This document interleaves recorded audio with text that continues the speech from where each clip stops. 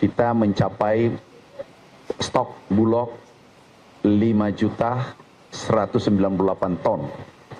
Ini tertinggi sepanjang sejarah dan selama kita merdeka.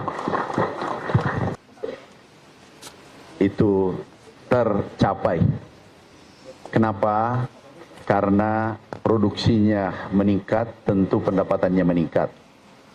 Kita mencapai stok Bulog 5.198 ton. Ini tertinggi sepanjang sejarah dan selama kita merdeka. Kemudian Bulog, gudangnya yang tersedia hanya 3 juta ton. Tetapi berasnya 5 juta ton, sehingga harus sewa gudang 2 juta ton dan semua sudah penuh. Khusus di tempat ini sudah sewa gudang 102.000 ton yang terisi 80.000 ton. Nah, ini seluruh Indonesia, teman-teman wartawan, teman-teman pengamat, teman-teman guru besar, silakan cek. Boleh cek seluruh gudang-gudang seluruh Indonesia tanpa kecuali. Kita bebas. Kami minta di Rut Bulog agar diberi ruang untuk seluruh teman-teman kita yang ingin melihat langsung. Bahkan aku lihat anak-anak SMA, mahasiswa, aktivis masuk ke gudang. Silakan masuk, silakan cek. Karena ini adalah tanggung jawab kita bersama. Ini adalah hasil kerja keras kita bersama, bukan hasil kerja keras Kementerian Pertanian sendiri, tapi seluruh anak bangsa, termasuk wartawan, termasuk pengamat yang rajin memberikan kritikan konstruktif, termasuk teman-teman guru besar, memberikan hasil penelitian terbaiknya. IPB, Unhas, ITS, UGM, Andalas, dan lain-lain.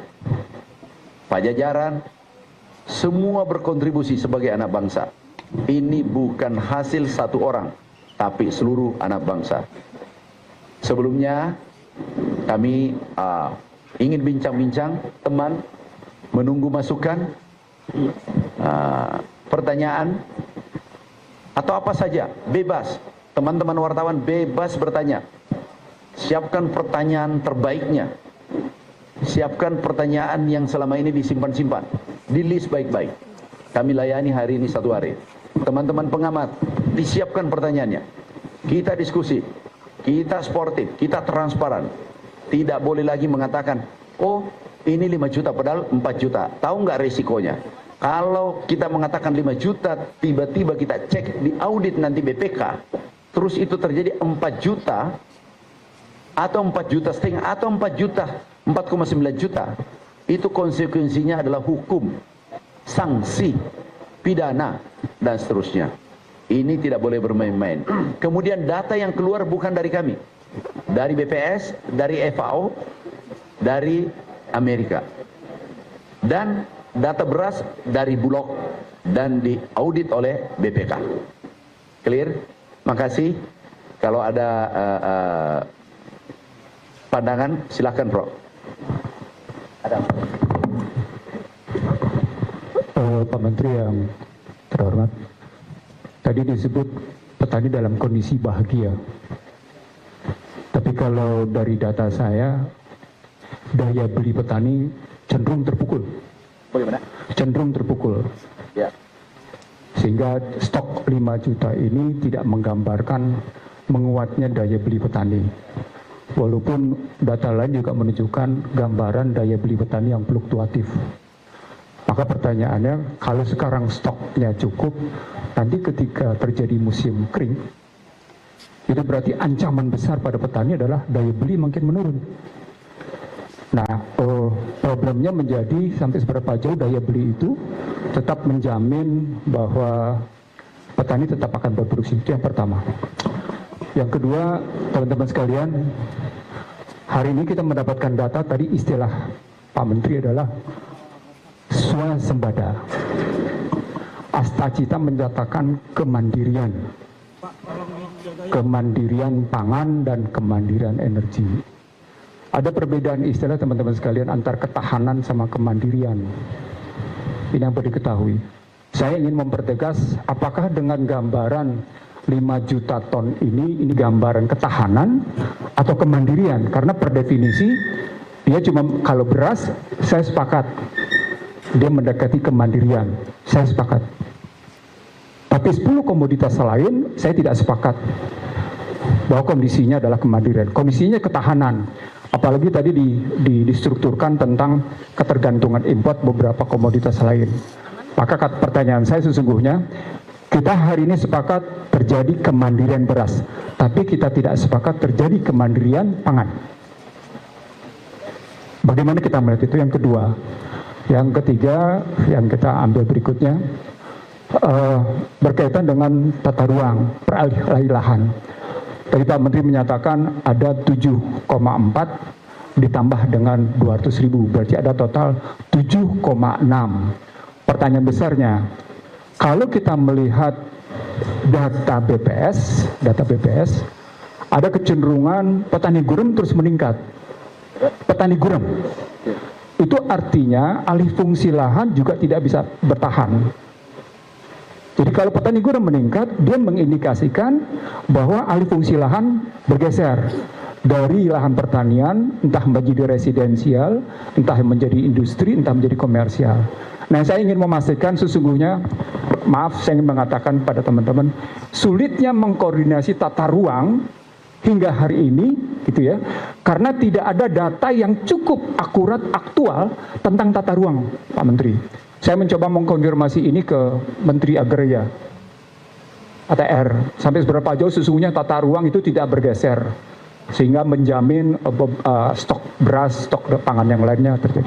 Itu saja Pak Menteri, terima kasih. Terima kasih. Yang lain, silakan Pak Edi. Assalamualaikum warahmatullahi wabarakatuh. Pak Menteri, terima kasih update-nya. Tadi ada beberapa yang bertanya juga ke saya, Bang, kalau ngelihat beras segini banyak, kira-kira cukup nggak? Cukup buat mana? Saya bilang, kita mesti tanya dulu yang ada di sini ini sebetulnya disalurkannya kemana saja. Jadi sebetulnya yang kita lihat hari ini adalah untuk mencukupi daerah mana saja. Tapi pertanyaan saya gini Pak Menteri.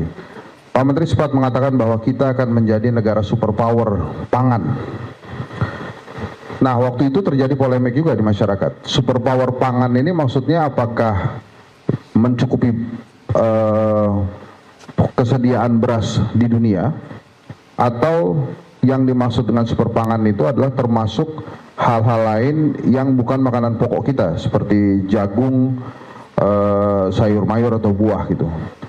Nah, ada juga pertanyaan-pertanyaan kritis tentang pernyataan Pak Menteri ingin menjadi negara superpower. Sampai kapankah istilah superpower pangan itu terpenuhi? Apakah pada saat kita tidak lagi mengimpor kedelai misalnya, atau kita tidak lagi mengimpor beras, atau kapan itu kira-kira indikator bahwa negara ini sudah menjadi negara yang superpower pangan? Terima kasih Pak Menteri. Yes. Saya lanjut dulu. Oke, ada lagi? Saya berdiri ya. Ini memang ini didatangkan khusus ini Bulog. Ini kalau jam meja ini Pak Hendri, Pak Prof ini pertanyaannya berat-berat. Oke.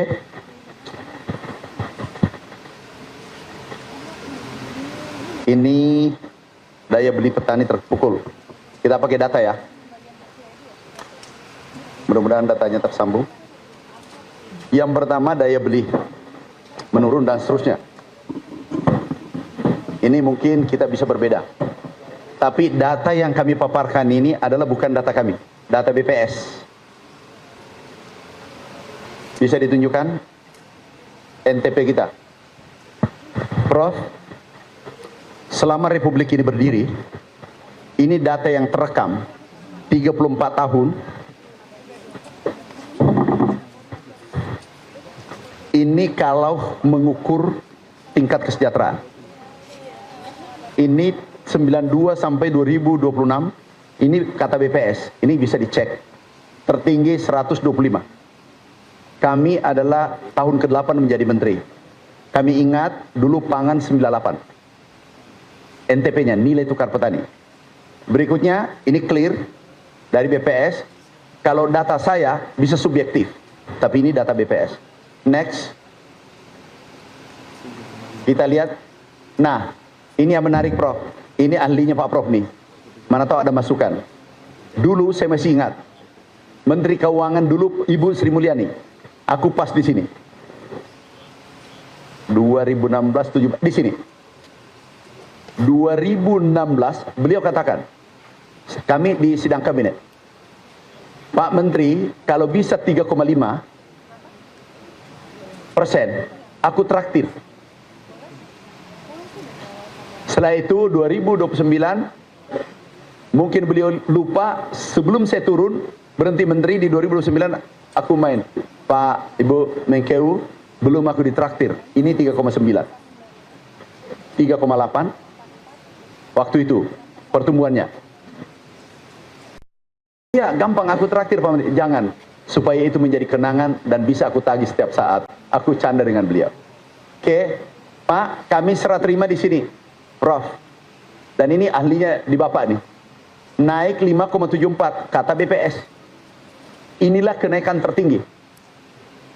Kalau nanti Bapak mau tanya kenapa bisa terjadi, kami bisa uraikan. Tapi ini dulu saya katakan, ini kan terukur 25 tahun ini tertinggi. Kenapa? Sarana produksi baik, pupuknya dikurangi 20%, irigasinya kita perbaiki, pompanisasi, kemudian HPP-nya kita naikkan. Petani bersorak dan menikmati ini.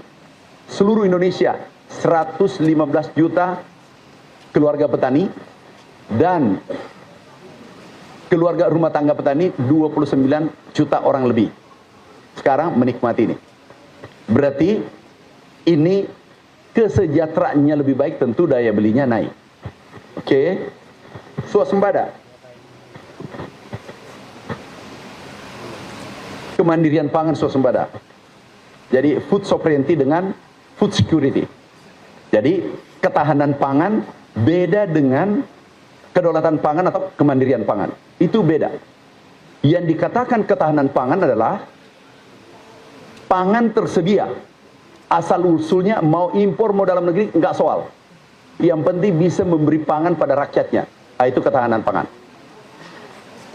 Kedaulatan pangan kemandirian adalah itu dipenuhi dari dalam negeri sendiri. Nah, itu kemandirian. Hari ini kita cerita pangan. Kita cerita beras dulu karena yang mendominasi kalau kita makan adalah untuk orang Indonesia adalah beras. Itu bisa 70, 80, bahkan ada yang 90%. Mengkonsumsi beras, tambah sayur, ayam, dan seterusnya. Nah, kita ketahanan pangan selesai, swasembada beras selesai, kemudian kita masuk ke pangan. Supaya jangan polemik. Apa itu swasembada pangan? Oh, itu swasembada pangan, kedelai masih impor. Oh, itu tidak swasembada pangan. Ini yang pengetahuan tentang pertanian masih perlu disempurnakan. Subscribe, share, like, and comment. Subscribe, share, like, and comment. Subscribe, share, like, and comment. Subscribe, share, like, and comment. Subscribe, share, like, and comment.